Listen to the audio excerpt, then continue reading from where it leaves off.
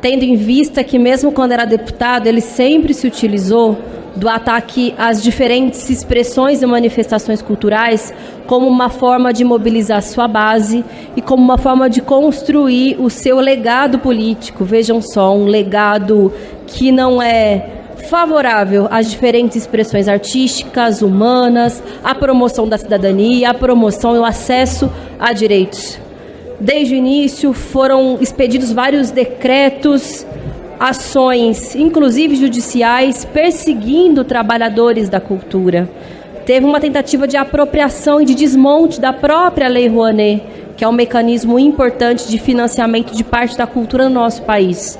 E quando nós conseguimos aprovar com quase unanimidade essas duas leis aqui no Congresso Nacional, e veio o veto, isso significou uma insensibilidade com a vida de milhões de trabalhadores da cultura que precisam de socorro emergencial nesse momento. Em primeiro lugar, a Lei Aldir Blanc I, ela foi fundamental para que recursos pudessem chegar a estados e municípios. Ela também ajudou a organizar secretarias e conselhos de cultura. Foi um momento que foi possível, inclusive, reduzir drasticamente o índice de desemprego, que foi uma das principais características econômicas de impacto durante o contexto da pandemia. Se em 2020 a cultura perdeu cerca de 1 milhão de postos de trabalho, a partir da aprovação da Lei Aldir Blanc I, foi possível recuperar cerca de 400 mil desses postos de trabalho.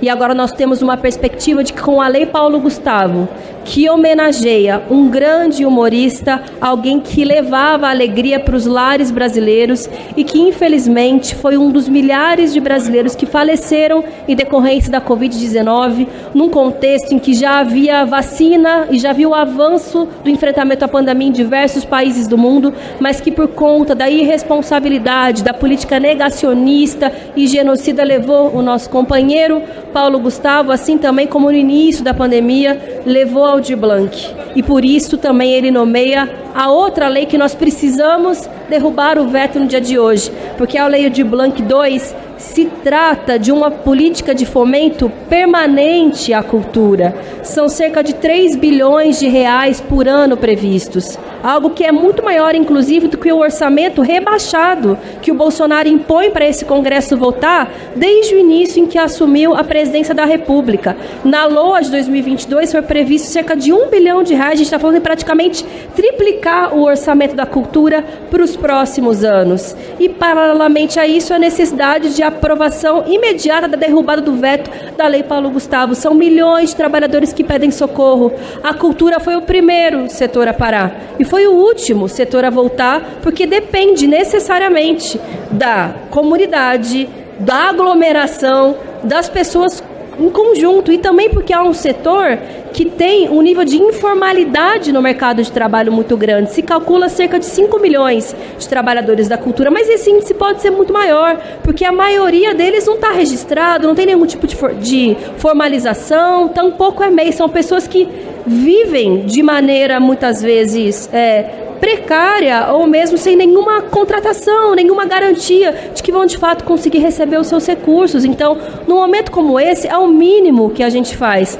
Primeiro, em homenagem a esses dois grandes lutadores que foram fundamentais para a cultura do país. Mas, segundo, uma compreensão de que, além de ser um direito da população, o acesso à cultura, é também um setor econômico importante, são cerca de 4% do nosso PIB. Isso não pode ser irrelevante, só mesmo na mente de um governo negacionista, que se incomoda com as pessoas manifestando o que há de melhor da expressão da cultura humana, da vida em sociedade, o que há melhor do Brasil, só mesmo um governo como esse para ser contrário a duas leis tão importantes. Mas eu quero saudar a mobilização dos artistas de todo o país que estão aqui há semanas, a população que está nas redes sociais, ao conjunto dos parlamentares que está comprometido com a derrubada desses vetos. E hoje pode e deve ser um dia histórico, por isso nós defendemos a derrubada dos vetos da Lei Aldir Blanc II e da Lei Paulo Gustavo. Viva a cultura brasileira! Tudo bom?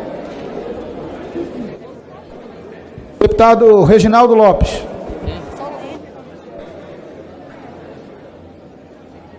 Agora quem está presidindo a sessão é o deputado Marcelo Ramos, do PSD do Amazonas. Presidente, nobres deputados e deputadas, senadores e senadoras. Primeiro eu quero aqui dizer que é um constrangimento enorme a PEC 01 que foi aprovada no Senado. E por que é um constrangimento enorme? Porque, de fato, o povo brasileiro precisa de apoio nesse momento.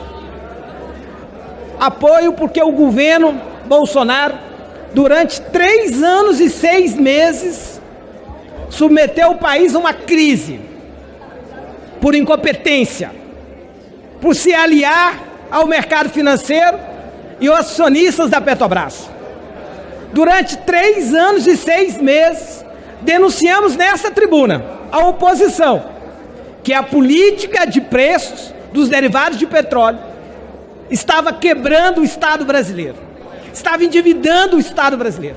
E o mais grave, levando o Brasil a uma carestia.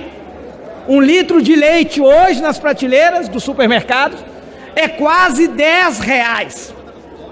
Um bujão de gás, R$120, R$130. O óleo diesel superior ao litro da gasolina. Num país continental, 85% transportado pelas rodovias. Portanto, esse governo levou o Brasil ao caos.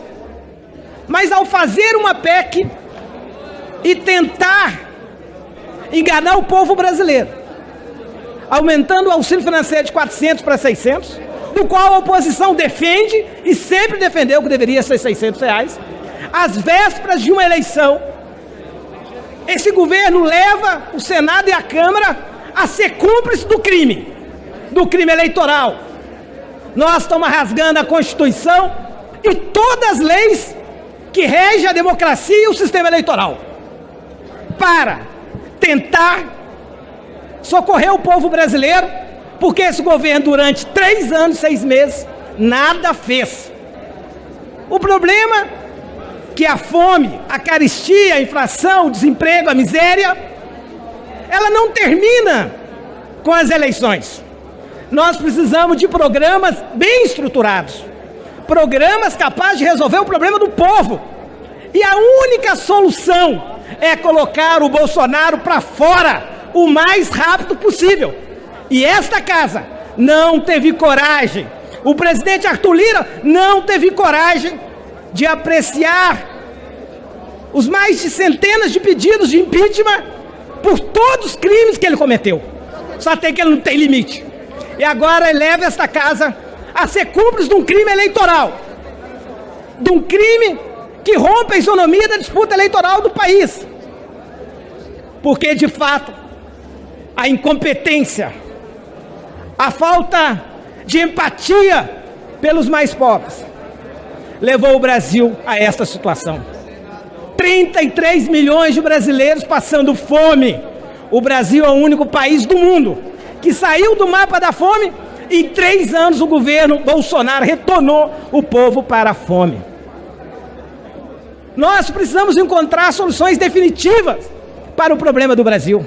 E é evidente que não justifica dar R$1.000 para um caminhoneiro, quando ele vai abastecer o seu caminhão, custa R$4.000. É evidente que a política de preços vai continuar tendo efeitos colaterais. E o povo brasileiro vai ter que pagar a conta. Porque os acionistas que não pagam imposto, quando recebem lucros e dividendos, continuarão tendo mais de 100 bilhões de lucros. As petroleiras não vão pagar sequer imposto na exportação. Não há tributação sobre os lucros extraordinários destas empresas. Mas o povo brasileiro, o pagador de imposto, que é aquele que ganha um salário mínimo, 2 salários mínimos, continuarão sustentando uma política que não tem nem início, meio e fim. Está equivocado a solução que essa casa está apresentando. É lógico que nós não vamos faltar o povo brasileiro. Ninguém é contra repassar mais recursos para o povo que está passando fome, para os que mais precisam. Mas está errado a solução.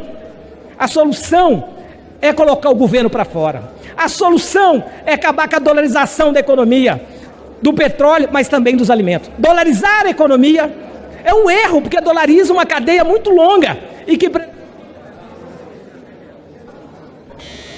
Dolarizar a economia é um grave erro. Começa dolarizando os petróleos, mas para na mesa do povo. que não tem dinheiro para comprar uma cesta básica. O salário mínimo sequer compra uma cesta básica. Salário mínimo do qual o governo não deu aumento real, não teve coragem. Então esse governo é o responsável. Esse governo está enganando o povo brasileiro. É uma PEC do estelionatário eleitoral, da tentativa, porque o povo brasileiro é inteligente e não aceitará esta ameaça, porque nós vamos derrotá-lo.